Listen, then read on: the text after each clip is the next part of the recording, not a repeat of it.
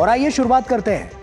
Iran के counter attack में Israel को आज बड़ा नुकसान पहुंचा है। ईरान ने दक्षिणी इजराइल के एक बड़े अस्पताल में अपनी बैलिस्टिक मिसाइल से हमला किया और वहीं इस हमले से इजराइल का अस्पताल ध्वस्त हो गया, जिसमें कई लोग घायल हुए हैं। हमले के बाद इजरायली प्रधानमंत्री बेंजामिन नेतन्याहू का आक्रोश सामने आया है और उन्होंने कहा है कि ईरान को इसका बहुत बड़ा अंजाम भुगतना होगा।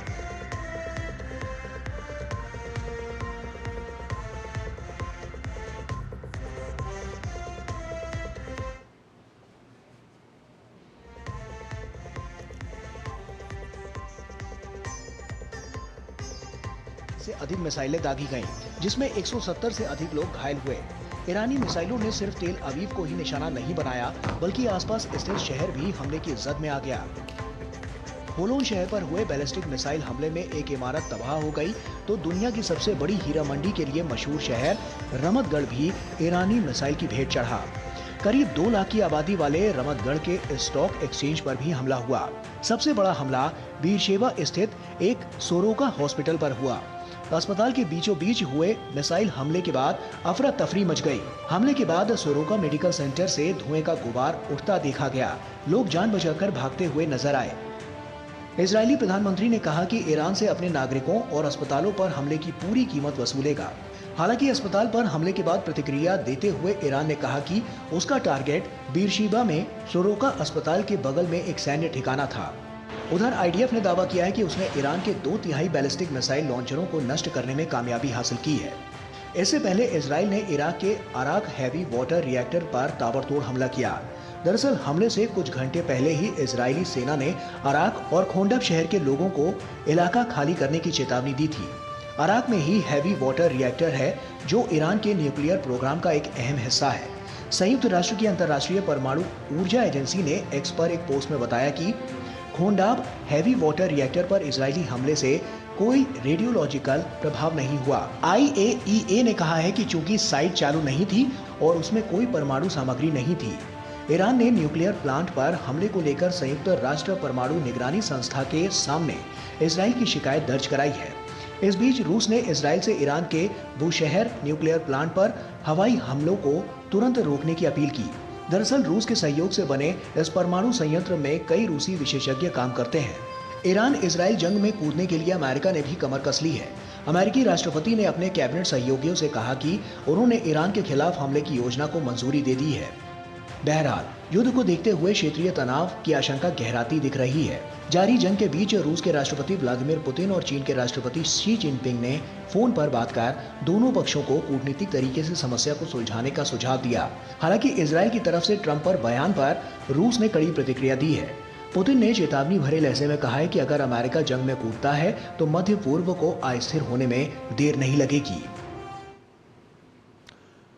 तो ऐसे में अब क्या हो सकता है, आइए इसी पर चर्चा करते हैं। हमारे साथ अतुल अनेजा जी जुड़ रहे हैं, जो कि फॉरेन अफेयर्स एक्सपर्ट हैं। अतुल जी, बहुत स्वागत आपका। और उसी के साथ सबसे पहला सवाल, जो अभी हम देख पा रहे हैं, जो स्थितियां रही हैं वहां पर क्या कुछ नजर आ रहा है, और इसको लेकर भी जो कि हमने अभी तक देखा है कि तमाम बड़ी बातें इसमें से निकलकर सामने आ रही हैं। तो एक तरफ तो ना इजराइल रुकने के लिए तैयार है, दूसरी तरफ देख रहे हैं ना ईरान इसमें रुकने के लिए तैयार है। तो ऐसे में अब आगे क्या हो सकता है और कैसे ये युद्ध दुनिया पर बड़ा प्रभाव डालता हुआ नजर आएगा? गौरव, ये अभी भी एस्केलेशन की तरफ जा रहा है युद्ध। हम ये डिप्लोमेसी का अभी भी जो है एक सिचुएशन बन नहीं रही। आज जैसे हमने देखा है कि इजराइल पे हमले हुए हैं और इजराइल ने हमले ईरान पे किए गए हैं, अरक न्यूक्लियर पावर स्टेशन पे किए हैं। एक अस्पताल को भी नुकसान पहुंचा, जैसे आपकी रिपोर्ट कह रही थी इजराइल के। उससे फिर बयानबाजी भी बढ़ गई है। तो एस्केलेशन की तरफ हम अभी भी जा रहे हैं, कोई हल अभी दिख नहीं रहा है। तो अब लेकिन बात यह आती कि वॉर के ऑब्जेक्टिव्स क्या हैं, क्या चाह रहा है जैसे इजराइल। मुझे लग रहा है कि अब वो स्टेज के सिर्फ न्यूक्लियर पावर कैपेसिटी को सिर्फ नष्ट करने की बात नहीं हो रही, अब रेजीम चेंज की तरफ बात जा रही है कि बीच तख्ता पलट एक तरह से ईरान में जी। और ईरान का जो कहना है कि जब वो अटैक किए हाइफा पे और टेल अवीव पे, रमतगान पे आज जैसे किए हैं, कि वो जो इसको क्योंकि इजराइल को जो है एक तरह से उसकी कैपेसिटी को भी कम करेगा। तो अभी तक हम एक डिसाइसिव फेज पे नहीं पहुंचे गौरव जी। और अब उसमें बात आती है कि ये एक्सपैंड करेगा रीजन से। अगर अमेरिका कूदता है, उसके बाद आज जो व्लादिमीर पुतिन का स्टेटमेंट आया है, क्या रूस भी इसके अंदर हस्तक्षेप करेगा? तो एक तरह से हम ये स्थिति जो है बद से बदतर हो रही है और एस्केलेशन के स्टेज पे भी है, और कोई निर्णायक स्थिति अभी नहीं आ रही, और डिप्लोमेसी का भी रोल मुझे नजर नहीं आ रहा। निश्चित तौर पर एक बात निकलकर एक और सामने आई है, और जिस तरह की वहां की स्थितियां हैं उस पर भी जो इजराइल है उसकी पैनी नजर है। वहां पर सत्ता परिवर्तन, क्या इस पर भी एक बड़ा इंपैक्ट डाल सकता है? गौरव जी, सत्ता परिवर्तन के लिए एक लिमिटेशन होती है। अभी तक क्या हो रहा है कि मिसाइल की स्ट्राइक्स हो रही हैं और एयर स्ट्राइक्स हो रही हैं। जी अगर आपको सत्ता जो पलटनी है उसके अंदर आपको ग्राउंड फोर्सेस की जरूरत पड़ती है, या जी ईरान के अंदर इंटरनल रिवोल्ट हो जाए एक तरह से, जिसको हम कहते हैं एक रेवोल्यूशन की स्टेज आती है, जब जो लोग सड़कों पे आना शुरू कर देते हैं और अपनी सरकार को गिरा देते हैं। वो स्थिति नज़र नहीं आ रही। हालांकि प्रोटेस्ट हो रहे हैं ईरान की हुकूमत के खिलाफ उन्हीं के लोगों के, लेकिन कोई क्रिटिकल मास नहीं नज़र आ रहा कि इंटरनल रिवोल्ट हो जाएगा। बाहर से फोर्सेस लाने के मुझे लग नहीं रहा कोई गुंजाइश, क्योंकि अगर आप देखें खाड़ी के जो देश हैं गल्फ कंट्रीज से, वहाँ से नहीं जा सकती सेनाएं, वो अपोज करेंगे। इराक से नहीं जा सकती, एक और बॉर्डरिंग एरिया है। और तीसरा बॉर्डरिंग एरिया जो मुझे नज़र आ रहा है वो है पाकिस्तान। मुझे नहीं लग रहा इस वक्त तीनों जो बॉर्डरिंग एरियाज में से कोई सैनिक कार्रवाई हो सकती है ग्राउंड ट्रूप्स की। और अगर ग्राउंड ट्रूप्स अंदर जाते हैं तो फिर इक्वेशन बदल जाती है। जी फिर इस युद्ध को अगर हम थोड़ा और बारीकी से देखने की कोशिश करें तो क्या ये जो परमाणु हथियार को लेकर जो बात है, क्या वही आप असल वजह मानते हैं कि जिस वजह से इजराइल और ईरान के बीच जो अभी मौजूदा हालात हैं वो और ज्यादा, क्या नाम है, जो देख रहे हैं कि हम लगातार इसमें प्रबल दावेदारी अपनी तो दिखाई रहे हैं लेकिन सबसे ज्यादा इंपैक्ट डालते हुए नजर आ रहे हैं? देखिए, न्यूक्लियर डायमेंशन बहुत कंट्रोवर्शियल है अभी तक जो रहा है। जब उसमें ये कहीं भी आईएईए की तरफ, जो इंटरनेशनल एटॉमिक एनर्जी एजेंसी है, उसकी तरफ से ये कहीं भी खुलासा नहीं हुआ कि ईरान जो है वो न्यूक्लियर या परमाणु बॉम्ब की तरफ जा रहा था। एनरिचमेंट बड़ी थी। एनरिचमेंट आपकी जो है पहले इनको जो अलाउड थी 3% की, जी जो सिविलियन न्यूक्लियर पावर के इलेक्ट्रिसिटी जनरेशन के काम आती है। फिर उसके बाद आता है 20% का। लेकिन अगर आपको बॉम्ब बनाना है तो आपकी जो उसकी रिफाइनमेंट होती है वो 90% से ऊपर अगर हो तब जाके वो परमाणु बॉम्ब के आ सकता है। उसके कोई भी ऐसा इन्वेस्टिगेशन जो आईएईए वगैरह ने की है वो ये नहीं बताता कि उस तरफ जा रहा था। अब इजराइल का है कि आशंका कि जा सकता है कभी। जी जी तो उसी के ऊपर ट्रंप की अपनी एक प्रपोजल थी कि दोबारा से नेगोशिएट किया जाए और जीरो इनरिचमेंट की जगह लिमिटेड इनरिचमेंट ईरान को अलाउ की जाए, जो एनपीटी के संदर्भ के अंदर अलाउड है। ऐसे में सवाल अतुल जी ये भी बनता है कि परमाणु कार्यक्रम को लेकर जैसा हम देख रहे थे अमेरिका और ईरान के बीच जो बातें चल रही थी, कई दौर की बातचीत हुई जो कि बेनतीजा निकली, उसमें तमाम अलग अलग टर्म्स एंड कंडीशन रखी गई थी। क्या वो यहाँ पर या आने वाले समय में उसमें भी हम कुछ बड़ा देख पाएंगे और इस युद्ध को जो अलग तरीके की जो दिशा और दशा है वो देता हुआ नजर आएगा? गौरव जी, मुश्किल लग रहा है क्योंकि जो डिमांड आ रही है इजराइल से जी और अब ट्रंप भी उसके साथ जुड़ गए हैं कि जीरो एनरिचमेंट की बात हो रही है जी कि एनरिचमेंट कर ही नहीं सकता ईरान। मुझे नहीं लगता ईरान इसको मानने के लिए तैयार होगा, क्योंकि एनपीटी के अंडर उसको अलाउड है सिविलियन यूज़ के लिए न्यूक्लियर एनर्जी का इस्तेमाल करना, पीसफुल यूज़ के लिए, बशर्ते कि वो इंस्पेक्शंस वहाँ पर हो, कैमरे लगे हों, पूरी निगरानी में हो। तो लिमिटेड एनरिचमेंट पे अगर बात आती है, जैसे पहले थी 3.7% पे, जी अगर वहाँ तक अगर तैयार हो जाता है अमेरिका और इजराइल, तब कुछ बात बन सकती है। जीरो एनरिचमेंट में मुझे नहीं लगता कि कोई समझौता होने वाला है, इसलिए कोई ब्रेक थ्रू जो न्यूक्लियर ट्रैक है उसके ऊपर मुझे नज़र नहीं आ रहा अभी तक। ऐसे में अभी प्रभावशीलता आपको क्या क्या लग रही है कि कौन कौन से देश, क्योंकि चीन की एंट्री भी होती हुई नजर आ रही है और भी जो तमाम देश हैं उनके साथ भी जो बातचीत है वो अलग अलग पैमाने पर चल रही है, इसमें आपको क्या लगता है इससे दुनिया पर कितना बड़ा असर पड़ता हुआ नजर आएगा अगर इस तरह की कोई और आगे गंभीर स्थिति बनती है तो? गौरव जी, देखिए, अब दो देश हम देखें, एक चीन और एक रूस।